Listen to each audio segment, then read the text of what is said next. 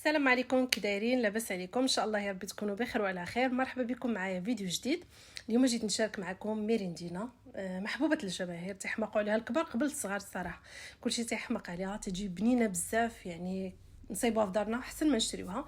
على الاقل ما فيهاش مواد حافظه، ما فيهاش زيوت مهدرجه، ما فيهاش سكريات، ما فيها حتى حاجه، وطريقه سهله، مكونات بسيطه والنتيجه تجي رائعه ما تشبعش منها.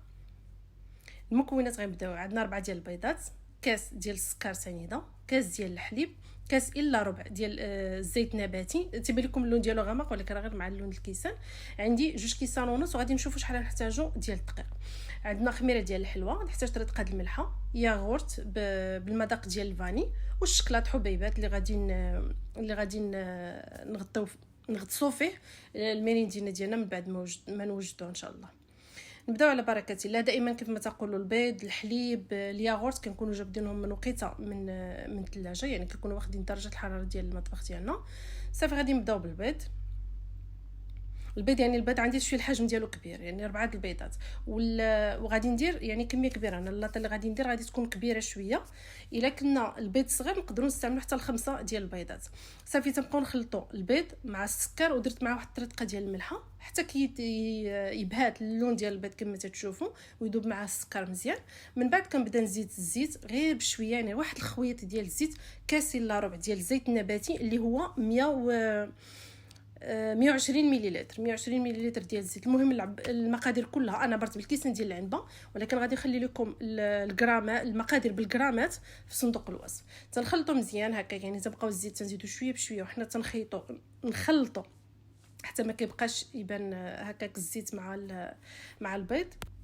من بعد تنبداو نضيفوا الحليب، يعني كاس ديال الحليب اللي هو 180 مليلتر ديال الحليب. تبقاو هكا نخلطوا شويه بشويه. نقدروا نستعملوا هذا الطحانه الكهربائيه الا ما بغيناش نديروا هذا الخلاط الكهربائي، يعني تنديروا في مولينكس، تنطحنوا كلشي في دقه واحده، ومن بعد غادي نزيدوا عليه المكونات الجافه. هنا زدت عليه كاس ديال الياغورت اللي هو 150 غرام فيه بالمذاق ديال الفانيلا، وزيت زيت شويه ديال الفانيلا السائله، وقيلا راه ما بانتش مي راه زدتها.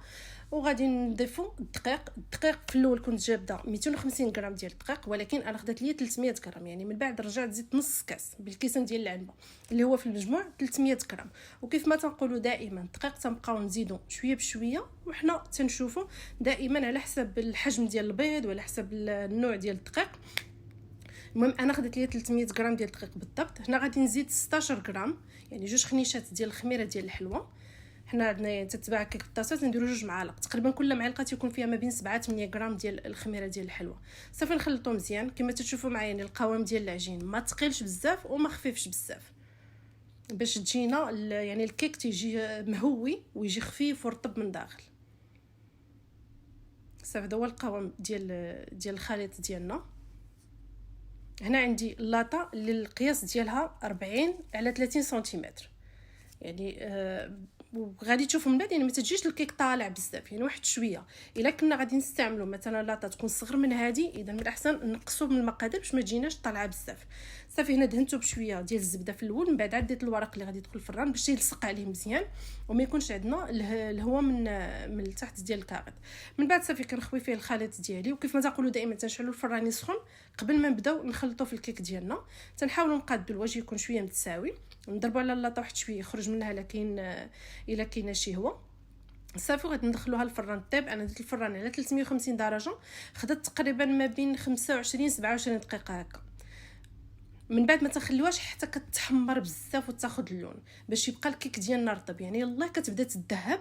تنحاولوا نطلعوا شويه من التحت، يعني هزيت هكا شويه الكاغط بانت بدات كتذهب من تحت. صافي باش كيبقى الكيك ديالنا تيبقى رطب هكا مازال سخون. غادي نغطيه ونخليه تقريبا واحد 10 ديال الدقائق حتى يبرد واحد شويه، عاد نحيدو من الكاغط. هنا عندي الشكلاط، يعني الكميه الشكلاط على حسب الكميه ديال شحال غادي نديرو ديال الكيك. وبصراحه انا زيت لان هذا يلاه دار لي تقريبا على النص، ومن بعد عاد زيت ذوبت الشكلاط. صافي هنا من بعد كنحيدو تكون بردات شويه واحد 10 ديال الدقائق، بردات لينا شويه الكيك ديالنا. صافي غادي نحيدوها من نقلبوها في كاغط واحد اخر. تيجي الكيك غزال هشيش ورطب وما تيتكسر ما والو. كما تشوفوا معايا يلا تيبدا يذهب واحد شويه يعني طايب، ولكن اهم حاجه انه يكون طايب. يعني تندير واحد العويد في القلب ديال العجين، خصو يكون ناشف يعني يكون طايب مزيان. غير هو ما نخليوهش في الفران بزاف حتى يتحمر وكيبداو بحال كيتقرمشوا شويه الجناب ديال الكيك، كيكون نشف بزاف. يعني ما غاديش تجينا الميراندينا ديالنا رطبه وفتيه من داخل، تجي ناشفه وقاصحه. هنا من بعد ما قسمتها على جوج، دائما كنستعينوا بالمسطره باش يجيونا المصاص قد وما نضيعوش بزاف. غادي ندهنها بشويه ديال الشكلاط، نقدروا ندهنوا اي نوع ديال الشوكولا بغينا، الشوكولاته الدهن ولا اللي بغينا صافي. وغادي نلصقهم، تنتسناو عليه واحد شويه يعني شدوه براسو، ما نتسنى ما والو لان خليته بردات مزيان. صافي غادي نقطع، تنحيدو هكا الجناب باش نقادوهم، بالمسطره كنحاولوا نقطعوا هكا البسكويت ديالنا على حسب القياس اللي بغينا. تنعبر هكا يعني الوسط باش نقطع الوسط. انا قطعتهم هكا على شكل طولي، ولكن بانوا لي كبار بزاف. يعني فاش بغيت نديرهم هكا في الشكلاط جاوني كبار، غادي نرجع نقطعهم يعني كل وحده على جوج هكا. عطاتني كميه كبيره وفي نفس الوقت جات ميني ميريندينا، ولكن ماشي صغيره بزاف صراحه على الميريندينا اللي مولفين نشروها من الحانوت. يعني نقص عليها غير واحد شويه. صافي تنغطسها هكا في الشكلاط مزيان، ونبقى نكب عليها بالمعلقه حتى تغطى كامله. نحاول هكا نستقطرها، نحيدوا الفائض ديال الشوكولا ونحطوها فوق الورق ونخليوها حتى كتنشف. بقى غادي بنفس الطريقه حتى نكمل الكميه اللي عندي كامله. وهنا غادي ندوز النص الثاني، انا صايبت جوج، وحده درتها بالشكلاط، هذه غادي ندهنها بالمربى. صراحه ماشي غير الوليدات تيبغيوها، راه حتى تنحماقوا عليها صراحه، تجي زوينه بزاف. المهم انا درت لهذاك الشكل الاول درتو للصغار وهذا للكبار. غادي ندهنها بالمربى، اي مربى عندنا موجوده واللي بغينا. هذا عندي ديال المشماش اولا ديال الفريس، هو صراحه بديتي تتبغي الفريس اكثر ولكن تسالى لي. هذا ديال المشماش، ومن الاحسن نكونوا مصيبينه في الدار يعني بلا ما نشريوه من الزنقه.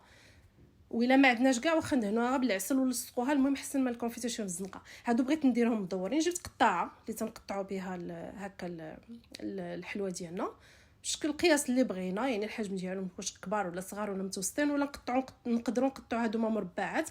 هما الصراحه يعني بهذه الطريقه دائرين تيجيو الشكل ديالهم زوينين. غير هي البسكويت تيشد لك بزاف، غير حتى حاجه ما غادي تضيع، كلشي غادي نقادوه. صافي تنبدا كنقطعهم كما تشوفوا معايا، تا هو تيجي الشكل ديالهم زويون. نبقى غادا بنفس الطريقه حتى نكمل الكميه اللي عندي. هادوك اللي بقاو بحال هادو درتهم مربعات صغيورين، والباقي جمعتهم مع البسكوي اللي قطعته في الاول مع الجناب ديال البسكوي. وهذا ما نديرو به حتى هما شي حاجه. بالنسبه لهادو الشكلاط اللي ذوبت، شويه ديال اللوز عندي مهرمش ومقلي باش يعطينا داك التقرميشه فيهم. صافي غادي نخلطو مزيان مع الشكلاط اللي زيدنا ذوبنا، ومن بعد غادي نغطس فيه هكا البسكوي ديالنا اولا الكيك ديالنا بحال اللي درنا في الطريقه الاولى.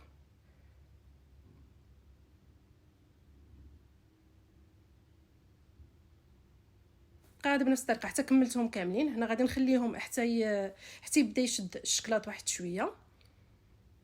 وهذوك الطريفات اللي بقاو لينا راه ما صارت تصايب فيهم، مع داك الشكلاط اللي بقى عجناتهم درتهم هكا كويورات، وغادي نزيد نغطسهم ليها في الشكلاط وتزوقهم وياكلهم الوليدات. الصراحه فرحوا بهم بزاف اكثر من هذه ميريندينا، خص الحاجه اللي تيصايبوها راسهم. هنا زيد دوبت شويه ديال الشكلاط الكحل ودرت فيه شويه ديال الشكلاط بيض باش كيهرس اللون، ودرت بهم هكا خطيطات باش نديروا الشكل ديال الميريندينا اللي كنشريوها من الحانوت. غادي نخليهم ينشفوا واحد شويه حتى كيبداو يشدوا راسهم، من بعد عاد ندخلهم للثلاجه حتى كيشدوا راسهم مزيان.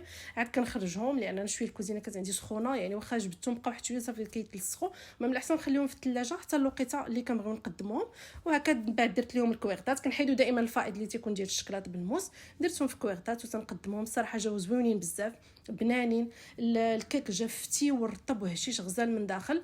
والصراحه يعني دائما كيف ما تنقولوا اي حاجه تنصيبوها في الدار تتكون حسن ملي تنشروها من السوق. ووليداتنا يعني اي حاجه ولادنا تعجبهم اللي غادي نمشيو نشريوها اللهم صيبوها، خصوصا ملي تكون يعني شي حاجه ما فيهاش مكونات كثيره، طريقه سهله وتتوجد دغيا، وكميه تبارك الله. يعني مثلا تصايب كميه اللي دوز لك اسبوع هكا مع وليدات كديوها معاهم المدرسه اولا الكوتي ديالهم ديال العشيه. وهما الميريندينات ديالنا كما تشوفوا بجوجهم. الصراحه مذاقات بجوجهم جاو زوينين بزاف. شكرا لكم بزاف على المشاهده ديالكم، وان شاء الله مع فيديو جديد وصفه جديده في امان الله.